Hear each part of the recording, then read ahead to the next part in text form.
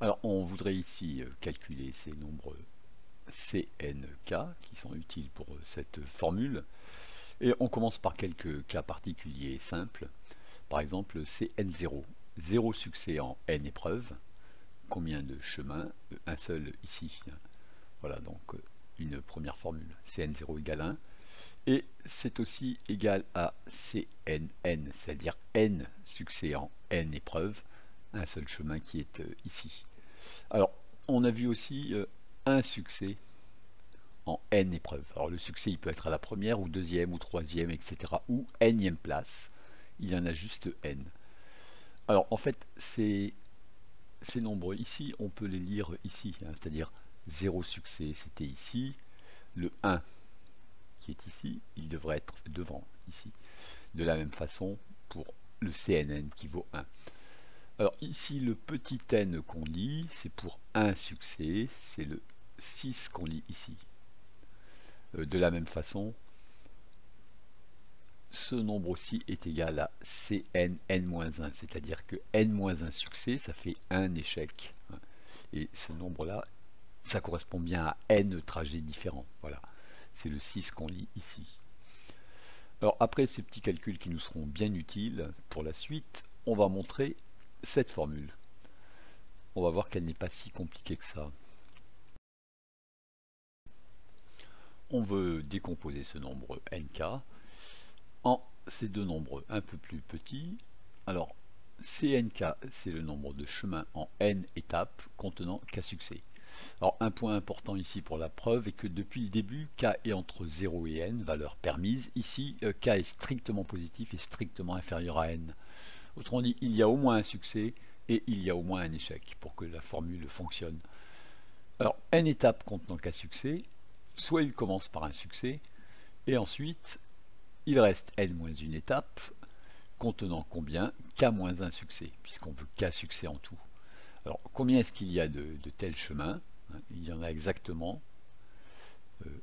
Cn-1, K-1. Ou bien, ce chemin en n étapes contenant k succès, il commence par un échec, et ensuite, il faut regarder tous les chemins en n-1 étape qui contiennent k succès, puisqu'on veut k succès. Combien y a-t-il de tels chemins? Il y en a exactement n-1k. Donc on a bien montré qu'un tel chemin ici est soit de ce type, soit de ce type. Finalement, on a démontré cette formule. On calcule à la main, quelles que soient les valeurs de n et de k inférieur ou égal à n, le nombre de chemins de n étapes contenant k succès. Alors sur ce tableau, les valeurs de k sont sur la première ligne, celle de n sur la première colonne. Le nombre de CNK vient ici. Alors on commence à la main. En n égale une épreuve, on peut avoir 0 succès ou un succès. Autrement dit, on a des nombres ici. Et on ne peut pas aller plus loin. On sera toujours en dessous de cette ligne à cause de k inférieur ou égal à n.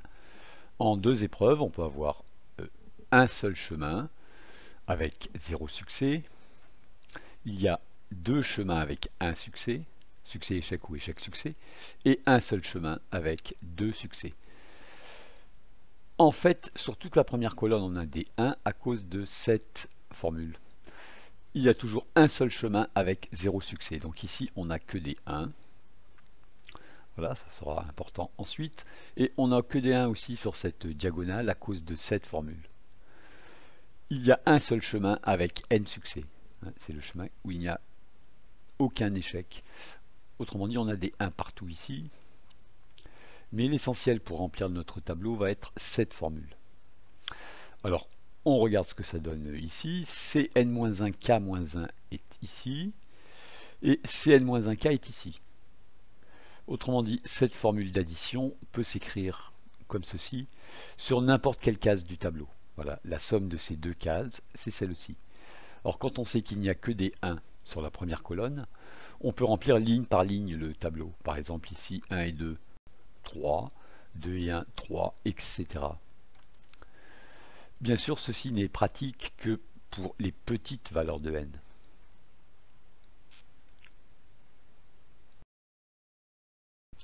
Dernier détail, tout ceci ne date pas d'hier. Alors sur cette page de Wikipédia par ici, on lit que Pascal a trouvé ce triangle vers 1654. Alors si on décale un petit peu les colonnes, on peut lui donner une allure symétrique comme ceci. On voit qu'il y a un axe de symétrie. Et ce n'est pas étonnant, ça vient de cette formule. Et c'est bien clair, en n épreuves, il y a autant de chemins avec k succès qu'avec n-k succès, c'est-à-dire k échecs. Il suffit de remplacer les succès par des échecs et les échecs par des succès, bien sûr. Un détail est que cette formule ne va guère être utile au bac. Et dernier point, cette expression s'appelle parfois binôme, parce qu'il y a deux membres, a plus b. Alors les nombres 1 et 1, on les lit ici. Et si on élève a plus b au carré, on obtient cette expression bien connue, 1, 2, 1. Ici, ce sont les coefficients qu'on lit ici. Et a plus b au cube, on peut lire les coefficients 1, 3, 3, 1. Et ça marche ainsi pour tous. Voilà pourquoi on appelle ces nombres, les CNK, les coefficients binomiaux. Et parfois on parle de binôme de Newton, hein, pour cette formule, qui marche pour toute valeur de n.